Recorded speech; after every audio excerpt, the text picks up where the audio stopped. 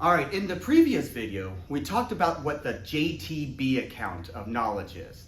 And I tried to show that this account says, in order to have knowledge, you need to have three key things. These are necessary conditions to have knowledge.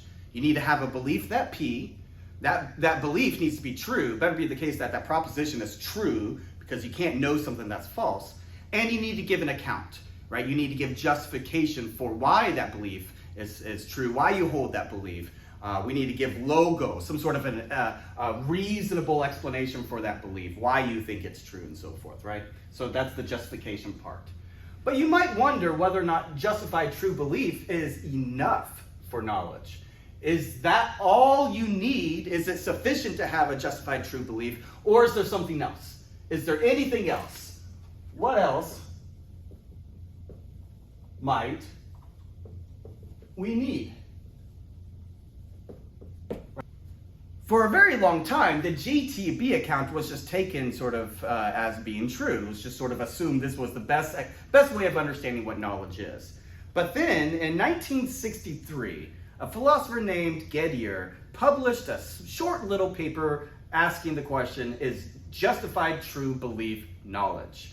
Right? It literally is a very, very short paper, just 1, 2.5 pages, right? It's a very short little paper. But it was extremely influential. It really kind of shook the waters, really kind of changed things up in contemporary philosophy and contemporary epistemology specifically. We now have numerous different sorts of cases that are called We now have a sort of cottage industry of different kinds of what we call Gettier cases that really try to show what this problem is getting at. Placius mentions these sorts of cases. She talks about them. She even cites Gettier to try to show why maybe justified true belief is not enough. It's not sufficient for knowledge. So I want to look at one of these Gettier cases because I think sometimes this is the easiest sort of example, this Gettier case to wrap your minds around. Some of them are a little bit confusing, take some time to explain. But this one I think is not. So let me show you what this is. I'm calling it the paper mâché case.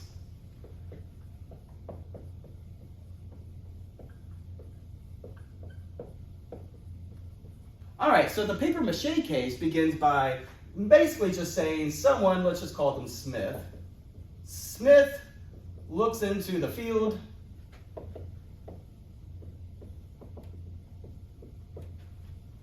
and sees what he thinks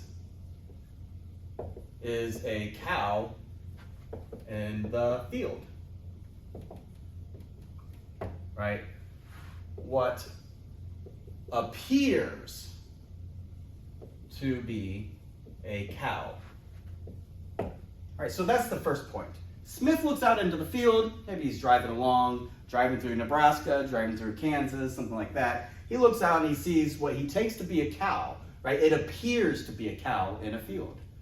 And based upon that empirical observation, based upon his perception, he forms the following belief. Smith believes that there is a cow in the field. All right, so he sees a field, and in that field is what appears to be a cow. Based upon that perception, he forms the belief there is a cow in the field. So now let's stipulate that what he sees is actually just a highly realistic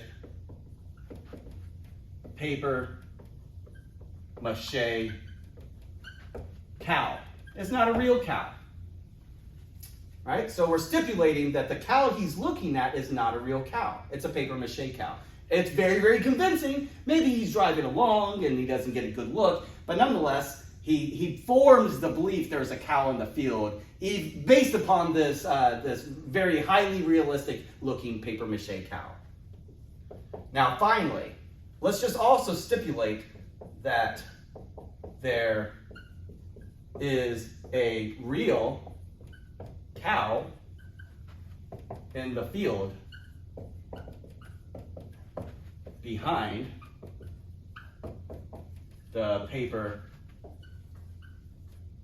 mâché cow. All right, so let's just make sure we know what's going on here. Smith looks into a field. He sees what he thinks is a cow based upon what appears to be a cow.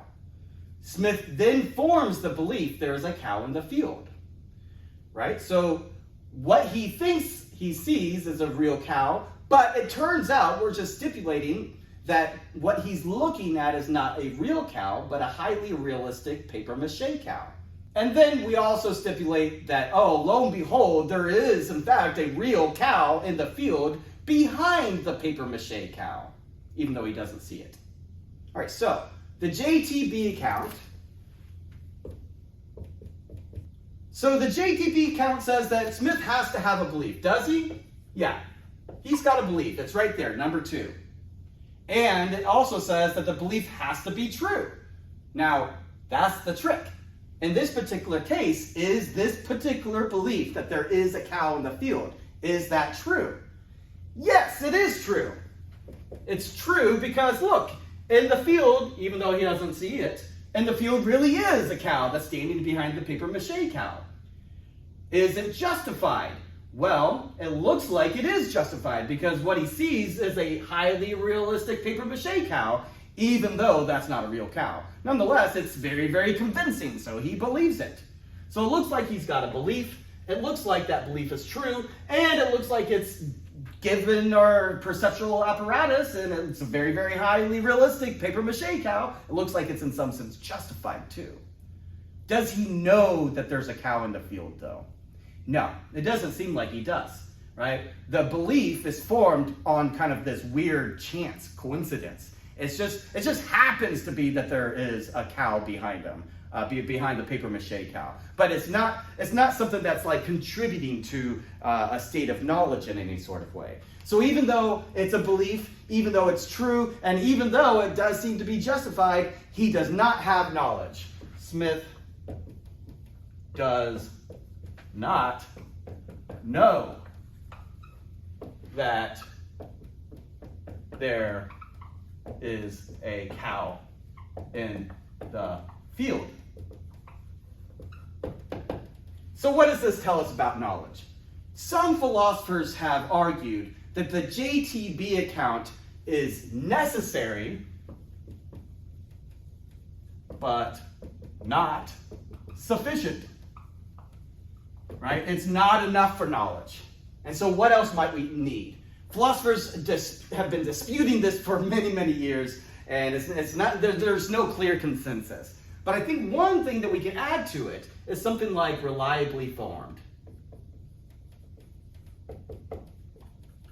Right? That seems to be the problem with this one. Right? The paper mache cow example tells us that he did not form the belief in a reliable way. That's what makes it kind of a happenstance or just a kind of an accident. So he needs to be able to form the belief. It needs to be justified and so forth in some sort of a reliable sense, in some way that can guarantee that it's knowledge.